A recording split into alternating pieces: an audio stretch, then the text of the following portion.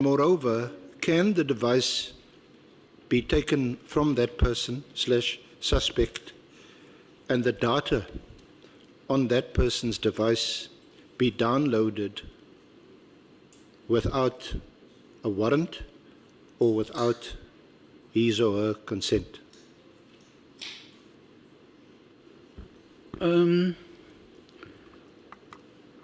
Honorable Chair, I choose not to answer that question in detail because I happen to be a complainant in that case. Those who did the investigation and the prosecutor that dealt with the matter are better placed to answer it. So I am conflicted. I'm not going to go into that matter. Safe to say, there is nothing unlawful. Anyone who's arrested, his or her belongings are taken from that person.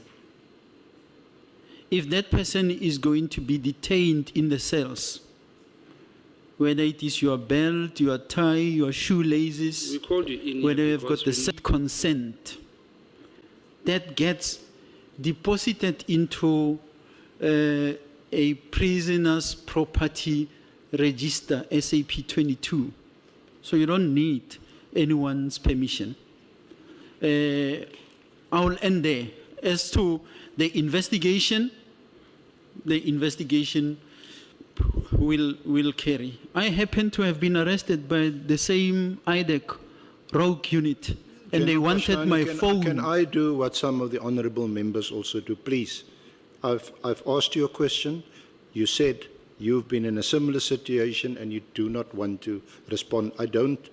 Please, with respect, I don't want some long-winded answer, because the response from you is absolutely shocking, coming from a senior police officer.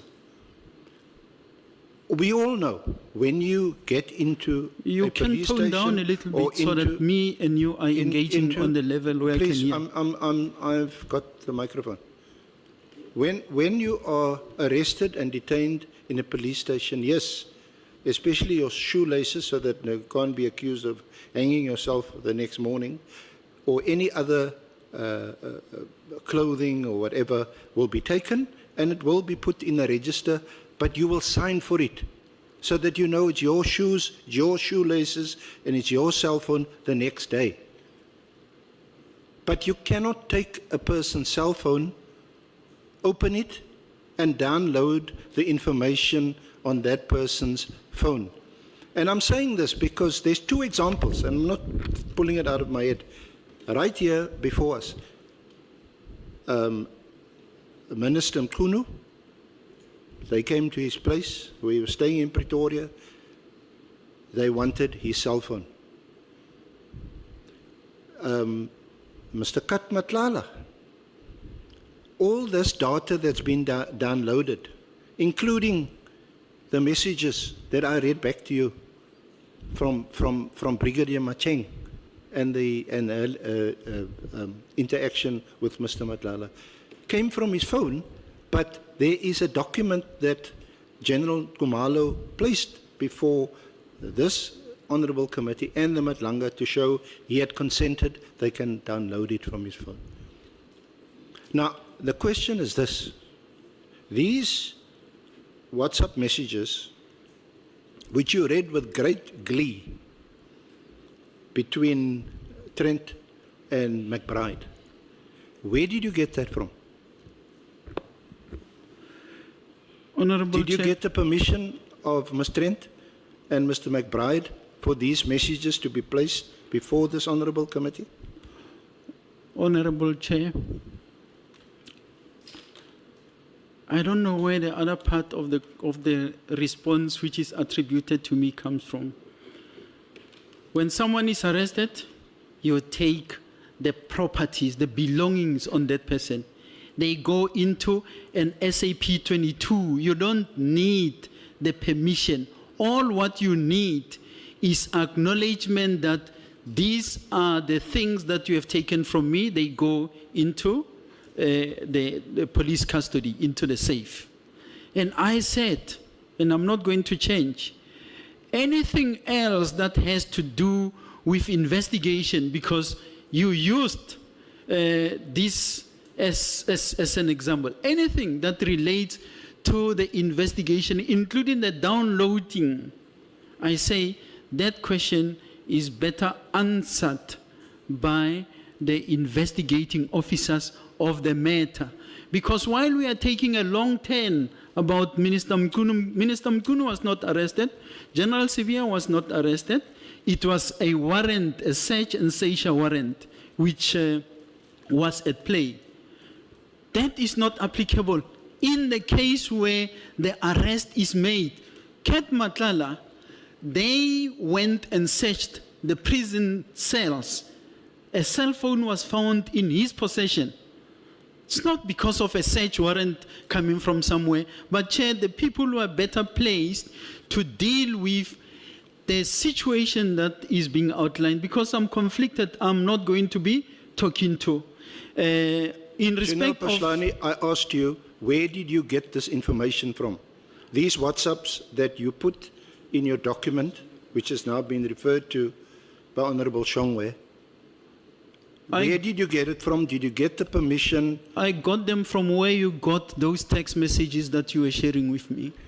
The text messages I shared with you, I told you where they come from. It comes from Kat Matlala's telephone and the data on his phone, which was downloaded and retrieved by General Khumalo and his team with his consent. It was shown to all of us. That is why we could refer to it. Can you give me the same assurance that you got the consent? I'm not going to give assurance. I'm going to confirm that I got them in the same way that you got those WhatsApp messages. And there were people investigating this case that people were able to build it into a docket.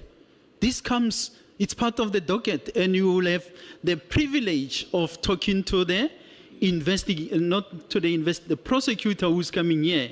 And those questions, I'm going to leave them there. Now, I put it to you, and if that is your response, this was unlawfully obtained? Can we get Honorable Nombal?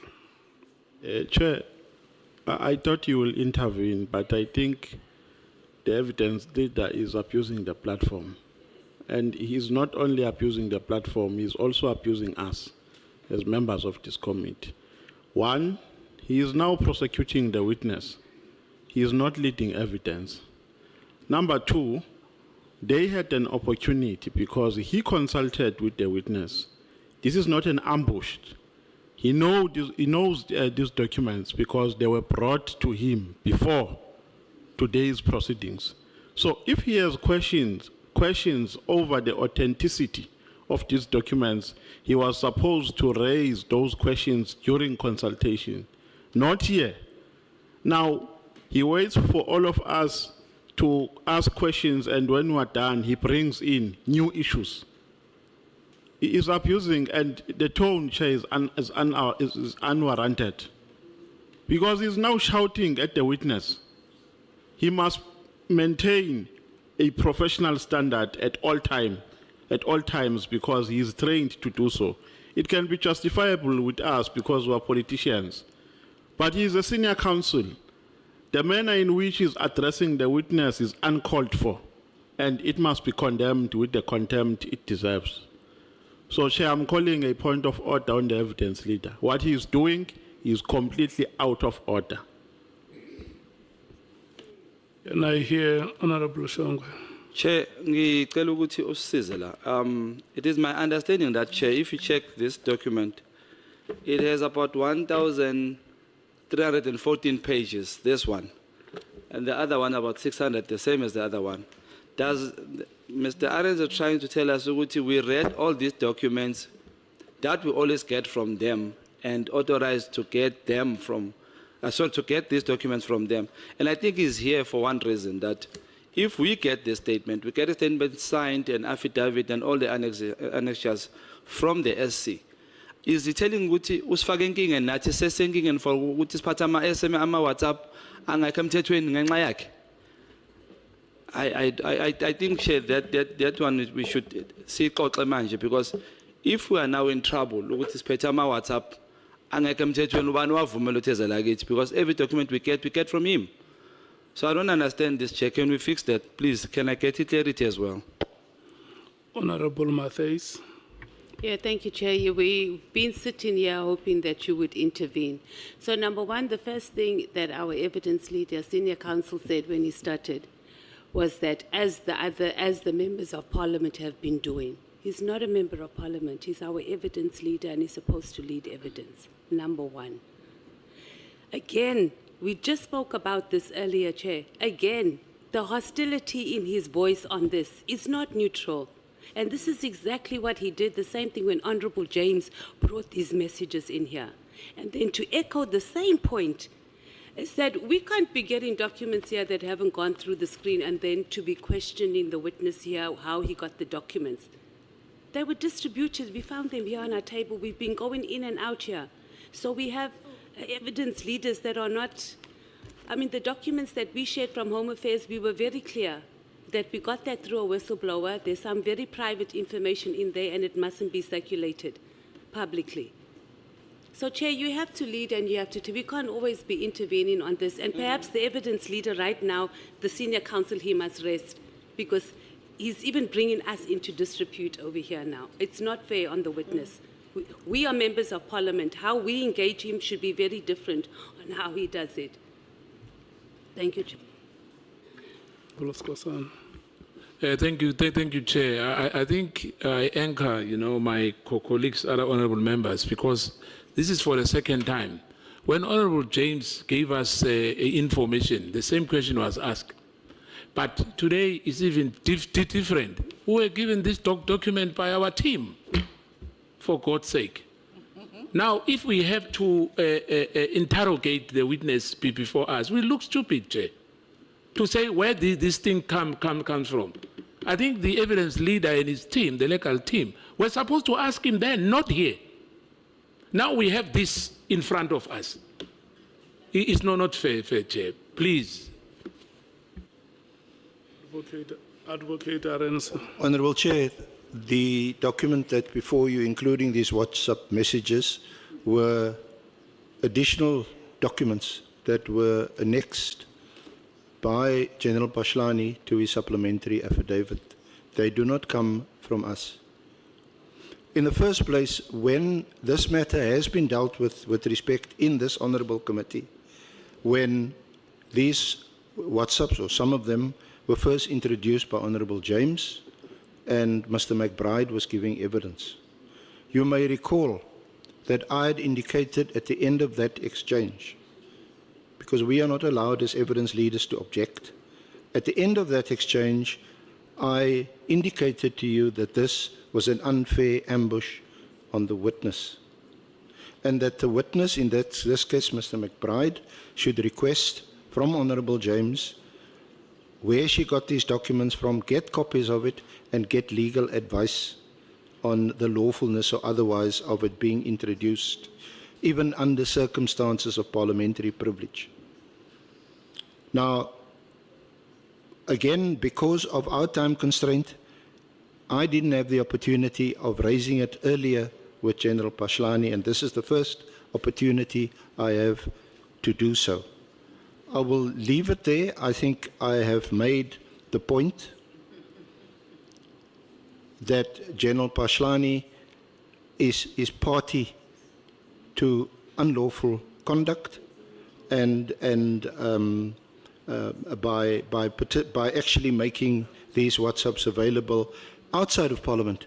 They've been made available outside of this forum. So I will leave it there. I've made the submission. General Phahlane has responded to it. I'll move on to my next question. I think what we... Chair, just one more thing, please.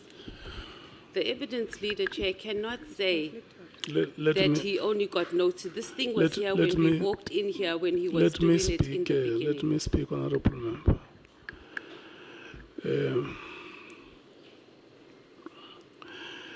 the point of order that members have raised is sustained. I do not think that the witness is being fairly treated. Especially that, and the honorable members are right that during the consultation process and when the supplementary affidavit was made, is submitted to yourselves as evidence leaders. And maybe even before the proceedings started, the members could have been warned, or the witness could have been reminded that there is this annexures that you have presented before us. There is no way, as the legal team, we can hide them away from members, because you submitted them to us, but we will go and inform the members and also remind you that there are question marks on how the information would have been obtained. But in these proceedings, there are witnesses who have come before us and have said it before us in these proceedings that they have information. I remember, I can't remember if it was the first meeting or the second appearance of Mr. Paul O'Sullivan. The hostility between you and General Phahlane must cease, and must cease now. The reason why I'm saying this is because earlier on in the afternoon, he raised concerns about bias, and we made him to withdraw that statement. Yeah. MRR-28, it's the Tuckton judgment. And I'm reading from... But Honorable Chair, I'm requesting to be told where in my affidavit is it? Where is this MR8, the Tuckton judgment?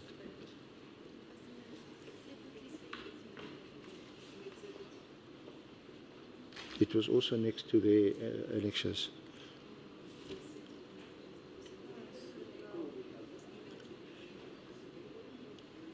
That's MRR-28.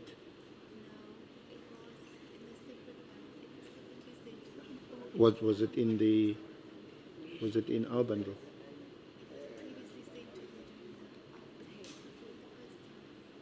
But they also included it in the bundle for today, the Tuckton judgment. Chair, because of time, may I just read this, and I'm reading from the judgment. The applicant sought a declaration. But Honorable Chair, there is unfairness on my part. I'm asking where is the document? I don't have it. I'm asking my colleagues to just locate the document, Chair. It's a Tuckton judgment which has been referred to even by General Phahlane during the course of before today. you do that, Honorable Skosan. Thank you, Chair. And I guess the 10 minutes we will take it, Chair. But I wanted to raise something, Chair.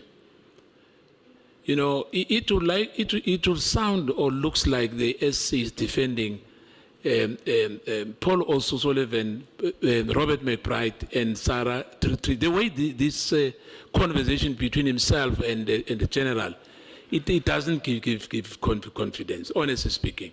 Chair, the 10 minutes will take, but I can tell you, I mean, some senior SC will really talk to the off record to the SC. Honestly, you know, ever since the last 15, 20 minutes, the way the conversation goes, it doesn't instill confidence. Thank you, Chair. Yeah. Honourable Chair, for the sake of time, I think we also need to be integrity equals consistency in one's approach to witnesses. We had a situation where a batch of WhatsApps was put to a witness without that witness having sight of it. No one objected. I couldn't object. We couldn't object. At the end of that exchange, when the content of those WhatsApps were communicated to the whole of the country and all the voters and people who voted honourable members into Parliament. Yeah, At but Chair, this is not correct. The SC is now making it look like SC, I think that we are going to stop the proceedings here. Chair. But senior counsel has to withdraw, Chair. No, honourable members, we do not conduct ourselves. We are leadership. We are leadership, honourable members. Oh, we sit here quiet, you're just quiet. SC. No, and it's not the first time the senior counsel comes here and makes political statements, Chair, and you sit there, and then you have to wait for us to call him out on it. He must actually just leave right now, and we must dismiss him. The committee agreed that No, it's wrong. any member who has evidence that they want to pass on to the witness will do so through the legal team. And that is why this morning you saw when we were engaging, before engagement with Mr. Paul O'Sullivan, members came here with documents and they presented them to you. That's what happened. The information that members have used today here is an information that has been provided by the legal team. And they use that information to question the witness. So we don't like it when we have to make judgments on your statements. And I think it's fair that you should help us so that we are not seen to be undermining you and not attaching any value to the work that you are doing to the committee. We very much respect you, and we have said it many times that when we look back where we come from, we look back with admiration on the work that we have done up to so far, and we are now trotting towards the finishing line. We are left with only 2 weeks of these proceedings. And it's very possible that we can safely arrive at the finishing line. And we want to work together, hand holding each other by the hand to arrive at the finishing line. And that's exactly what we must do. Honourable Souls. Chair, we always respect and appreciate your wisdom in these matters. We do. But at this juncture, we've been trying to preserve the integrity of this committee. And for the SC to say about us that we are not impartial, that is wrong, and Chair, you must call him out on it. And the SC must withdraw that statement. He made it publicly about us. That statement the SC just made says to the country, our senior counsel believes that we are acting unprocedurally here.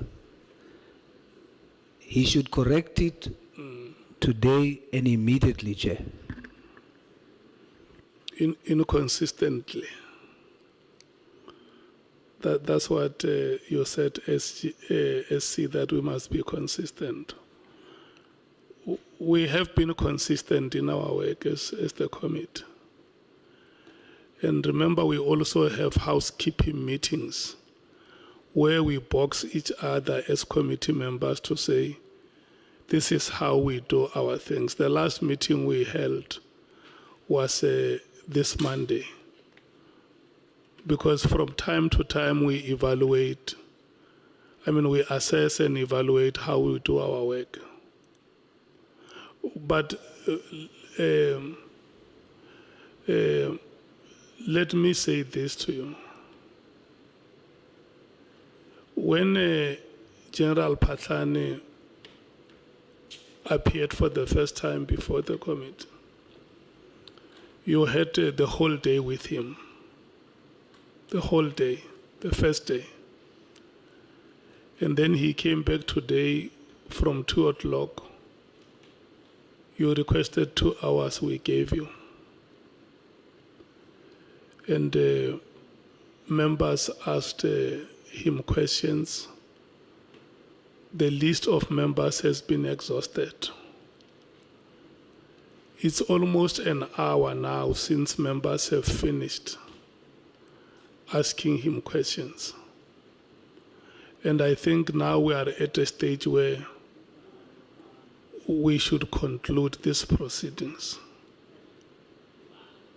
If there is anything that you want to say or any question that you want to ask, it's going to be the last question. Thank you, Chair. Thank you very much. Chair, you must withdraw. I'll come back, Honorable Source. We need to give the SC chance to... Why are you lenient on the SC, Chair? The SC has hampered our image. Why are you delaying requesting him to withdraw? It's wrong what he did. Yeah, no, I agree with you. May he please withdraw? He must Chair. withdraw the statement that he made about the committee. Honourable Chair, with due respect, I didn't make any disparaging or disrespectful remark about the committee. Not at all. I'm afraid Honourable Sauls is not correct in his recollection of what I said. What I did say was that the Honourable Committee should be consistent in its approach to the witnesses, and I made an example of the emails, the WhatsApp, that were produced by Honourable James. By Honourable James in relation to Mr. McBride. Yeah. That is the comment. And what we are saying is that you must withdraw that statement because you were in our meeting on Monday, you heard what the committee said. We are consistent. Chair, if the remark, which is based on a fact, is disrespectful and disparaging of the committee, then I would unconditionally withdraw it. No. Otherwise, Honourable Chair, I've... earlier during the day, we requested General Phahlane to withdraw a statement. And he said, I withdraw unconditionally. So can we withdraw that statement unconditionally? Honourable Chair, that's what I said. Yes, I said I withdraw it unconditionally. Honourable members, I know it has been a long day. Can we give the advocate chance to withdraw the statement unconditionally? Honourable Chair, honourable members of this committee, I withdraw the statement unconditionally. Thank you so much. Your last question to General Phahlane. I don't have any further questions, Honourable Chair. General Phahlane, do you have any comments that you want to make? Thanks, Honourable Chair. I just want to place it on record that I was invited to assist this honourable committee with the work the committee is supposed to be doing in investigating whatever transpired in the South African Police Service and maybe broader. But my focuses solely closer to home, the South African Police Service. I place it on record that I am bitterly disappointed with myself that I was not able, of course not with a fault of mine, I was not able to place my affidavit and the issues contained therein before this honorable committee. I of course accepted the responsibility that I have to answer questions, and I have done so to the best of my ability. For reasons beyond my control, parts of my affidavit were deliberately skipped, and I did not experience what I know is leading a witness. I was subjected to interrogation. Unfortunately, it can be considered to be leading of evidence, and I'm hurt that this will happen to me in the People's Parliament. Let it not happen to anyone else but me. Thank you, Chair.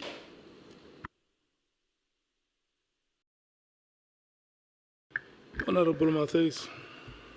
Chair, just to close, I think Lieutenant General must know that the reflection of this committee is not only the evidence leader. So we are members of Parliament, and the fact that we've had this discussion shows that there was a sense of fairness in you presenting over here, because we did not allow it. The fact that we've had very heated engagements on there. So when you leave here, I don't think it's fair for you to say that you leave here without you being heard and that you were not protected by members of Parliament. Thank you. Honorable Ngola. No, thank you very much, Chair. Chair, we would have seriously observed the proceedings in light of ensuring that there is progress, and I believe that it is important that we put it out there that there is no verdict on anyone in these proceedings in any aspect that would have been led either by members or by the evidence leaders. There is completely no verdict. We are going to assess on the committee deliberations all forms of evidence that would have been submitted to the committee. It's not for us now to either try to project anyone to have been right or to have been wrong.